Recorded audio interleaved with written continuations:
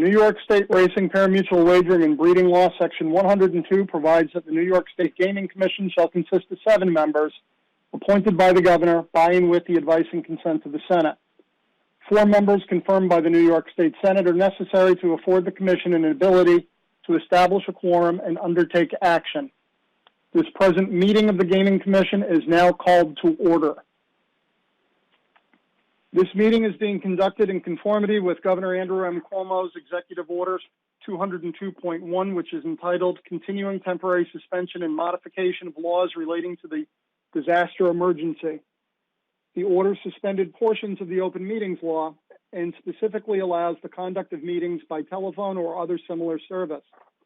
The Governor's Executive Order, in relevant part, reads, Article 7 of the Public Officers Law, to the extent necessary to permit any public body to meet and take such actions authorized by the law without permitting a public in-person access to meetings and authorizing such meetings to be held remotely by conference call or other similar service, provided that the public has an ability to view or listen to such proceeding and that such meetings are recorded and later transcribed.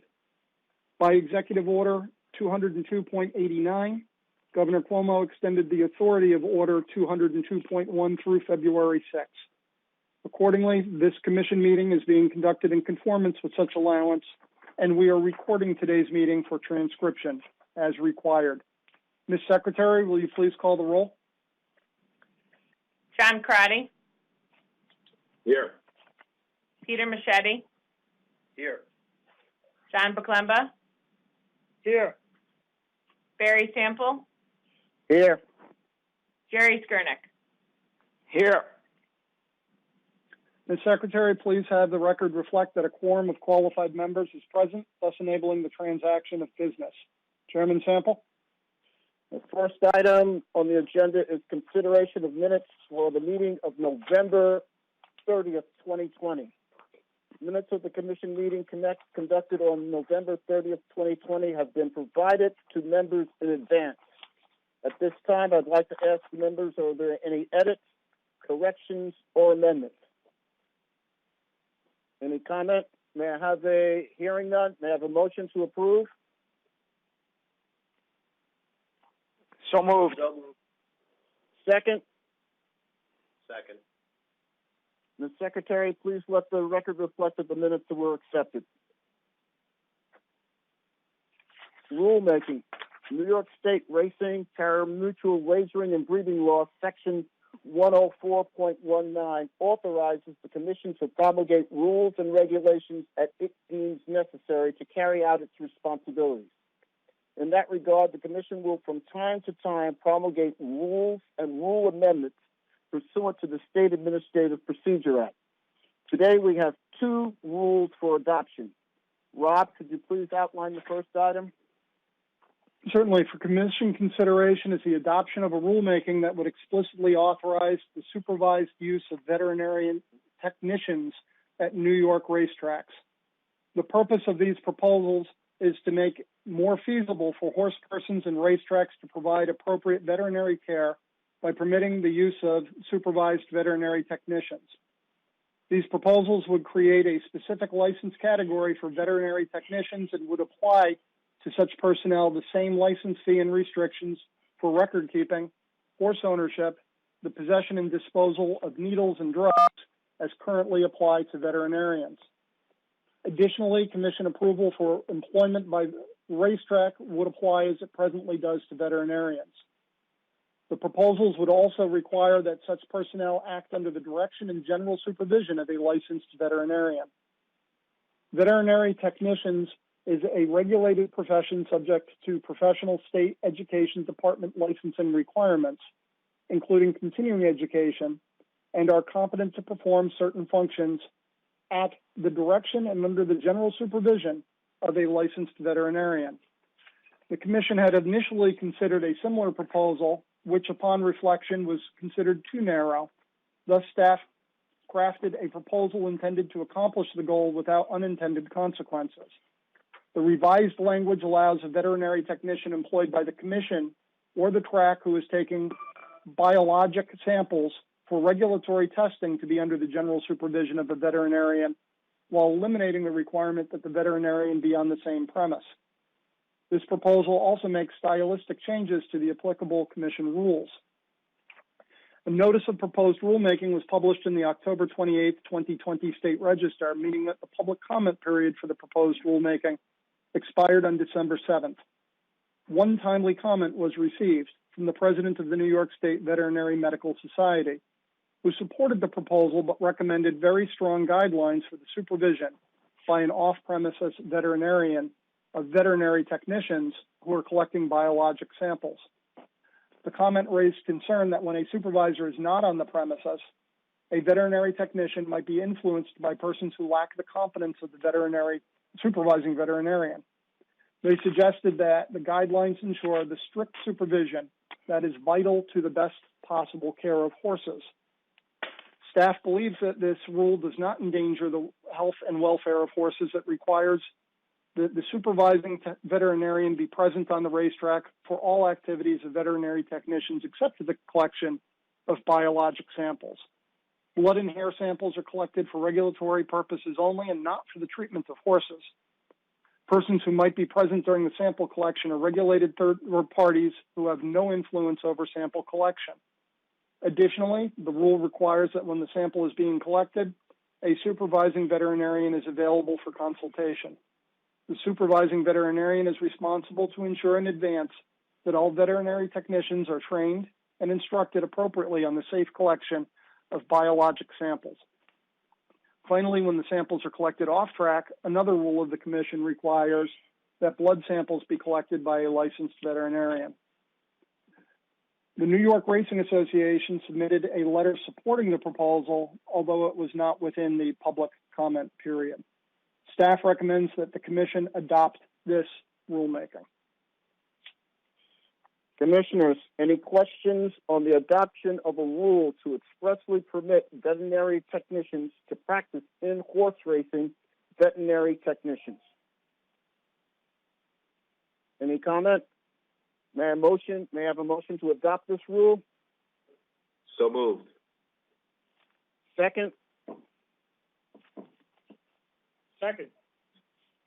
Any discussion of the motion? Hearing none, all in favor? Aye. Aye. Any opposed? No. Thank you. The motion carries. Next item, Rob. For Commission consideration is the adoption of a rulemaking authorizing the inclusion of instant lottery tickets to the existing lottery courier regulations. Recall that lottery courier regulations previously advanced and adopted did not include the allowance of instant tickets.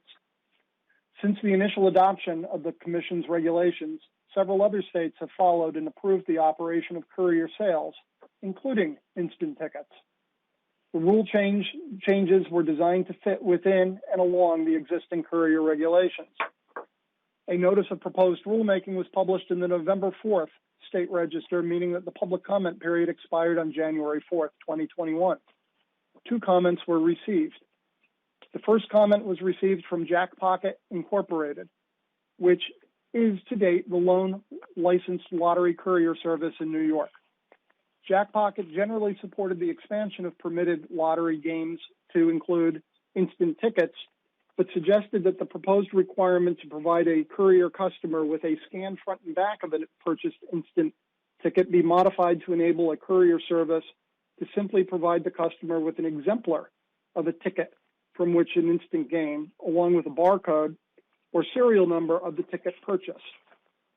Jack Pocket asserted that there was no utility in producing scanned images of each instant ticket purchased. Staff disagrees. The regulations require a lottery courier service to deliver an instant lottery ticket to the lottery courier customer for the customer to play and claim any prize related to that ticket. Without producing a scan of the actual ticket purchased on the customer's behalf, the customer would have no assurance that the ticket delivered is the same ticket purchased and would not know, contemporaneous with the purchase, whether a purchased ticket is mutilated, tampered, or otherwise not capable of being claimed for a prize. An instant ticket that is scratched before delivery to the customer might cause the customer to believe that only non-prize winning tickets are forwarded. A scan of both the front and back of the instant ticket purchased would give the courier customer assurance that a valid, unplayed ticket has been purchased on their behalf and that it is the same ticket that is delivered to the customer. Jack Pocket also raised concerns with the proposed rule language that requires a lottery courier service to destroy any ticket it purports to purchase on behalf of a customer but fails to timely complete the ticket transmission process. Jack Pocket objected to this requirement and proposed that, along with refunding the cost of the unprocessed ticket, a lottery courier service be permitted to provide the ticket to a customer who could still enjoy the ticket ordered. Staff also disagrees. Current regulations require a lottery courier service to process a ticket purchase prior to a cutoff time before a lottery drawing. If any lottery draw game ticket is processed after a cutoff time, the ticket is invalid and ineligible to win a prize as a result of the related drawing. The purpose of the cutoff is to ensure that all requirements are completed sufficiently in advance of the drawing in order to have a valid courier purchase ticket. Providing the invalid ticket to the customer would only serve to cause confusion if a customer then attempts to claim a prize with the ticket, which would be rejected for failure to adhere to all courier regulatory requirements. Staff disagrees that there would be any enjoyment for the customer to hold a ticket that cannot be redeemed for a prize. Rather, the regulations provide that the ticket order that cannot be timely fulfilled is null and void. The other comment received was from the New York Association of Convenience Stores, or NIACS. NIACS objected to the proposal, asserting that the Commission lacked clear statutory authority to license lottery courier services. They also questioned whether the lottery sales agent should be indemnified against failures or omissions of a lottery courier service, asserting that age verification requirements for lottery courier services are inadequate, complained about the lack of criminal penalties for lottery courier services for transacting with minors, and objected to the ability of a lottery courier service to charge a fee. The staff disagrees. Staff notes that NIACS made many of these comments during the initial lottery courier service rulemaking process. As noted in the staff response to a similar comment NIACS made at the time of the adoption of the initial lottery courier service rules, New York Tax Law Section 105E, or 1605E, authorizes the Commission to license vendors associated with the lottery. This term is broadly sufficient to encompass potential lottery couriers. With respect to lottery sales agent indemnification, staff believes that required disclaimers of the Commission responsibility for lottery courier service acts and omissions are appropriate. Lottery sales agents should continue to be accountable to the Commission through their sales agent agreements and applicable statutes and regulations for their acts and omissions. Any responsibilities or liabilities created by the interactions between a lottery sales agent and a lottery courier service would be governed by applicable law and any agreements that may exist among them. As noted in the staff response to a similar comment NIACS made at the time of the adoption of the initial courier service rules, current age verification technology is used routinely to reject transactions with minors in the lottery subscription program, with horse racing, account wagering, and interactive fantasy sports, all activities that the Commission already conducts or regulates. This topic is not affected by this rulemaking. Also, as noted in the staff response to NIAC's comment made at the time of the initial lottery courier rules adoption, the Commission lacks the power to provide for criminal sanctions through regulation. Finally, as noted in response to NIAC's previous comments at the time of the initial lottery courier service rules, the explicit authorization of a courier's ability to charge a reasonable fee for acting as a lottery courier, an agent for the customer, is recognition of the effort and services that the licensed lottery courier would perform as its business. The regulatory requirement that such fee be reasonable is a protection to the customer and to the public perception of the lottery. Staff recommends that the Commission adopt this rulemaking. Commissioners, any questions on the adoption of a rule allowing licensed lottery courier services to purchase and deliver lottery tickets to customers? Any comment, discussion? Hearing none, may I have a motion on this rule? So moved. Anybody second? Second. Any discussion on the motion? Hearing none, all in favor? Aye. Aye. Aye. Any opposed? Hearing none, the motion carries. The next item on the agenda is adjudications. Today we have 3 matters for adjudication. Rob? On September 2nd, 2020, the Bureau of Licensing issued a notice of license revocation and ordered the immediate temporary suspension of the lottery sales agent license of Neil's Backyard, Inc., which is doing business as The Clifton on Maple Avenue in Patchogue. The notice informed Neil's that the suspension was for conduct prejudicial to public confidence in the state lottery and because the licensee's character and general fitness were such that the licensee's participation as a lottery sales agent was inconsistent with the public interest. The notice of hearing alleged that Neil's engaged in conduct that promoted violence and promoted illegal gambling in connection with a pool at the location alleged to have been illegal gambling. Neil's requested a hearing, which was conducted on October 22nd, 2020. The hearing officer submitted a report to the Commission Secretary on November 23rd, recommending that the license be revoked. Post-report issuance, Neil submitted objections by email, asserting that the pool results were determined by police-reported discharges of firearms and did not relate to people being shot. They also alleged that the Commission's counsel's office failed to prove that the pool constituted illegal gambling. Please note that on January 13th, 2020, Commission counsel's office withdrew the allegation of promoting illegal gambling. The Commission considered this matter at a meeting conducted pursuant to the judicial or quasi-judicial proceedings exemption of New York Public Officers Law, Section 108.1. The Commission duly deliberated and considered this matter and voted 5-0 to remand it back to the hearing officer in recognition of the withdrawal of the allegation of illegal gambling. Next matter, Rob. On August 14th, 2020, the Bureau of Licensing issued a notice of license suspension and ordered the immediate temporary suspension of a lottery sales agent license of New Windsor Station Incorporated, which is in New Windsor. The notice informed New Windsor Station that the suspension was due to a failure to remit funds due. A notice of hearing cited additional grounds for suspension, namely failures by an agent to properly account for lottery tickets and not making appropriate deposit of lottery revenues. New Windsor Station requested a hearing, which was conducted on September 24th, 2020. The hearing officer submitted a report to the Commission Secretary recommending that the license be revoked.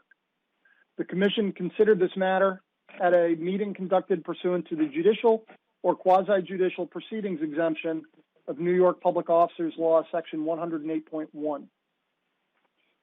The Commission duly deliberated and considered this matter and determined upon a vote of 5-0 to sustain the hearing officer's report and recommendations. Next matter, Mr. Arcuri. On February 5th, Rob? Yes, sir. On February 20th, 2020, the Bureau of Licensing denied Sam F. Ackery's application for license as a thoroughbred horse owner. The notice informed Mr. Ackery that the basis of the denial was his experience, character, or general fitness are such that his participation in racing or related activities would be inconsistent with the public interest, convenience, or necessity, or with the best interests of racing generally. The denial was based on Mr. Ackery's misdemeanor conviction in 1998 for promoting gambling in the second degree, which involved sports gambling. Mr. Ackery requested a hearing, which was conducted on November 20th, 2020. The hearing officer submitted a report to the Commission Secretary recommending that Mr. Ackrey's license be granted. The Commission considered this matter at a meeting conducted pursuant to the judicial or quasi-judicial meetings provisions exemption of New York Public Officers Law, Section 108.1. The Commission duly deliberated and considered this matter and determined upon a vote of 3-2 to sustain the hearing officer's report and recommendations. Sir, could you read into the record who voted in the negative? The negative votes were Commissioner Paclemba and Commissioner Sample. Thank you very much.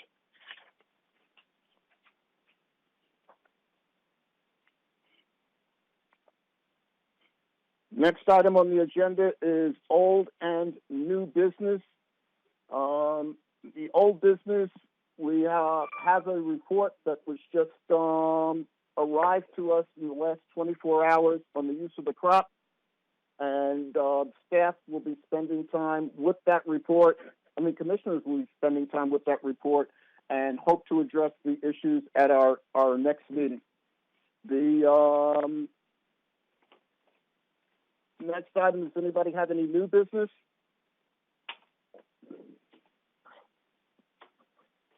No. The next item on our agenda is adjournment. That concludes our published agenda for today, and I would like to thank everyone for participating. But before we close the meeting, I'd like to mark the passing of one of our Commission's longtime employees, Mr. Bruce Hall. Bruce started his professional life as an employee of R.J. Reynolds Tobacco Company and spent the last quarter century working for the Division of Lottery as a marketing representative out of the Syracuse office. He had spent several weeks in the hospital battling with COVID pneumonia and was initially responding well to treatment before regressing around Christmas time. Ultimately, he passed away on December 29th at Bassett Medical Center in Cooperstown. Bruce was survived by his two children, William of Golden, Colorado, and Jolene Hall of Chelsea, Massachusetts. His family indicated that they would advise when plans for a memorial are set at a time when the world is a little safer. I'd like to thank everyone. I would like to ask everyone to take a moment to remember Bruce and his contributions to our agency. Do any commissioners have any items they'd like to present for consideration at this time? As a commission, we've traditionally met on the fourth Monday of each month, which for February would be the 22nd. For planning purposes, Secretary Buckley will be in contact with us to consider and identify our availability. Are there any other items for consideration? Hearing none, I'd like to have a motion to adjourn. So moved. So moved. Second? Second. All in favor? Aye. Aye. Thank you. Thank you, Mr. Chairman. Yeah. You, Rob, everyone. Take care, everyone.